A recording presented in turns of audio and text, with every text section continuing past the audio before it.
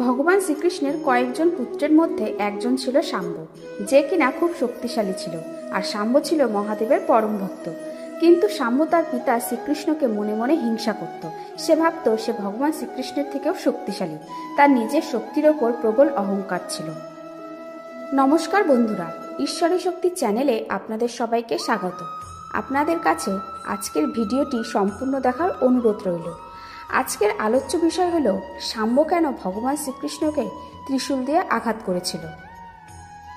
শাম্ব ছিল মহাদেবের পরম ভক্ত। একবার শাম্ব ভগবান শিবকে প্রসন্ন করার জন্য কঠোর তপস্যায় লীন হয়। শাম্বের তপস্যায় ভগবান শিব প্রকট হয় এবং শাম্বকে বর চাইতে বলে। শাম্ব তখন ভগবান শিবের কাছে সুদর্শন চক্র নেওয়ার দাবি রাখে, কিন্তু ভগবান শিব জানত শাম্বকে যদি সুদর্শন চক্র প্রদান করা হয় তাহলে সৃষ্টির বিনাশ অনিবার্য। তাই ভগবান শিব শাম্বকে সুদর্শন চক্রের ন্যায় একটি চক্র প্রদান করে।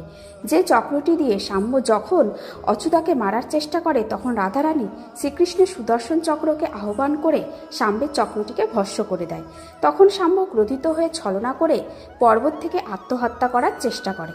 তখন ভগবান শিব তার ত্রিশূল দিয়ে শাম্বকে বাঁচায়, আর তারপর থেকে শাম্বর কাছে ভগবান শিবের সেই ত্রিশূলটি থেকে যায়, যার ফলে শাম্বের নিজের শক্তির প্রতি অহংকার জন্মায়। তারপর শাম্ব যখন রাধার উপর ক্ষোভ থাকার কারণে রাধাকে সেই ত্রিশূল দিয়ে আঘাত করতে যায়, তখন ভগবান শ্রীকৃষ্ণ রাধার সামনে চলে আসে। তখন সেই ত্রিশূল শ্রীকৃষ্ণের বুকে গিয়ে লাগে এবং ভগবান শ্রীকৃষ্ণ সেই ত্রিশূলের আঘাতে বিষে জর্জরিত হয়ে পড়ে। পরবর্তীতে ভগবান শিব তাকে সেই বিষক্রিয়া থেকে রক্ষা করেছিল।